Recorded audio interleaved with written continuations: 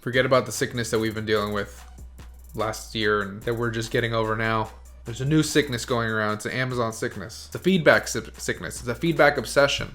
Stranger Pants 69 commenting on every single video, talking about feedback, how important it is. And don't get me wrong, I'm a feedback lover myself, okay? I am a connoisseur of feedback. If I get a 5-star feedback, it's very positive for me. And like I said, feedback is very, very important. It's not the most important thing. It's not the only thing that matters, but Stranger Pants 69 keeps commenting on every single video, talking about feedback. So in this video, I do want to go over removing negative feedback because I've gone over helping you guys get organic feedback onto your accounts. It does take some time, but you got to be patient and that feedback will come. But something that can be very, very detrimental to your brand new Seller Central account is getting a negative feedback right off the bat, which some of you guys have told me you guys have gotten. And there's actually ways to remove that, but keep in mind, you will not be able to remove every single feedback that is posted on your account, only the ones that are eligible, which I'm gonna go over in this video. I'm gonna try to make this video as quick as possible because it's not a very complicated topic and we can get through it pretty quickly. So let's get right into it.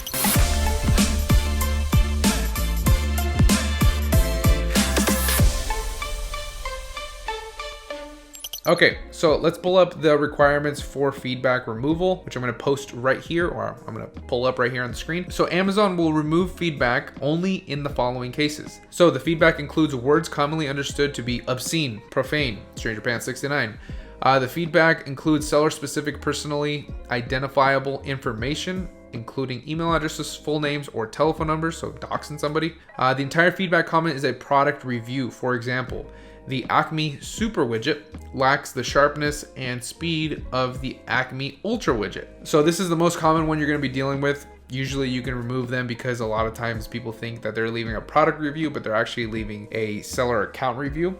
You're not really gonna be dealing with people doxing you very often. You're not really gonna be dealing with people cussing you out on your feedback unless you're terrible. But if the feedback falls under these different categories or these different cases, Amazon will remove the feedback entirely. Now that's Amazon removing the feedback entirely so nobody can see it. It's completely gone as long as it meets that criteria. But there's a different set of criteria that Amazon goes off of, and they will strike through the review, the feedback. So you will see the review, the initial review, and you will see a line through it, and then Amazon taking responsibility for it. It looks like this. I'll post it up right here. But in order for Amazon to strike through feedback, it needs to meet this criteria. The order was fulfilled by Amazon. So if you do FBA and there's any sort of fulfillment issues whatsoever, usually Amazon's pretty good about it.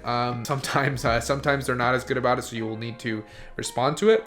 But sometimes they will. Sometimes they'll do it automatically for you and you won't have to do anything. So if an order is fulfilled by Amazon and there's any sort of fulfillment issue, Amazon will be able to remove that feedback, or that feedback will be eligible for removal. Also, the order was shipped using the buy shipping service. The entire comment is related to a delayed or undelivered order which you shipped on time by using buy shipping services. In addition to the strike through, the statement will appear the fulfillment issue associated with this order were not due to the seller. So again, it's going to look like this if Amazon strikes through that negative feedback. Now, let's say you do have a negative feedback on your account, but Amazon hasn't removed it. So what you're going to need to do is you're going to need to go to your feedback manager, which is where you're going to be able to manage all of the feedback that you have. It will show you all of your reviews. If it hasn't been 90 days, you will be able to click on the actions tab for that review. Once you click on the action tabs, you will get this menu right here. It's going to look like this. So you will be able to post a public reply, or you will be able to request removal. Now, if it's past those 90 days and you go to the actions tab, you're going to be presented with this, which is just contact customer. You're not going to be able to remove it anymore because the time frame has been too long, so it's not eligible anymore. Now, customers have 90 days to leave a review. After those 90 days, they can no longer leave a review, but they only have 60 days to remove the review. So if something were to happen, they have a change of heart or whatever it may be, or you resolve the issue they were having and maybe it was a legitimate the issue that they were having, then they have 60 days to remove that review, but 90 days to leave one. But us as sellers, we have 90 days to try to remove that feedback. If it does meet that criteria that we went over in the beginning of the video, we have 90 days to try to do that. After 90 days, it won't even be eligible for you to apply for removal. Now, if you want to request a removal of a feedback and it's meets all the criteria, just do everything through the feedback manager page. Don't create a case and do all of that because Amazon has already implemented this for it to be streamlined. So just do everything through the feedback manager page to request that removal. But that's it, guys.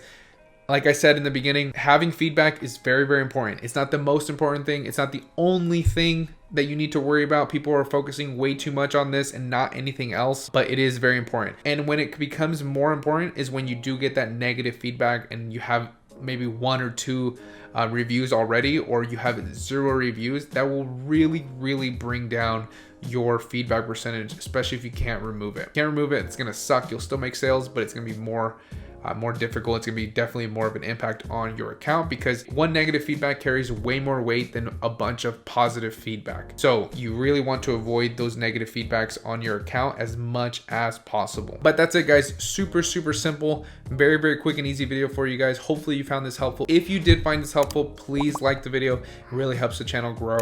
That's all I ask. Also subscribe if you guys haven't done so already, because a lot of people that are watching the videos aren't even subscribed. So if you are watching these videos, just subscribe, guys. Subscribe, like the video, and I will see you guys in that next one.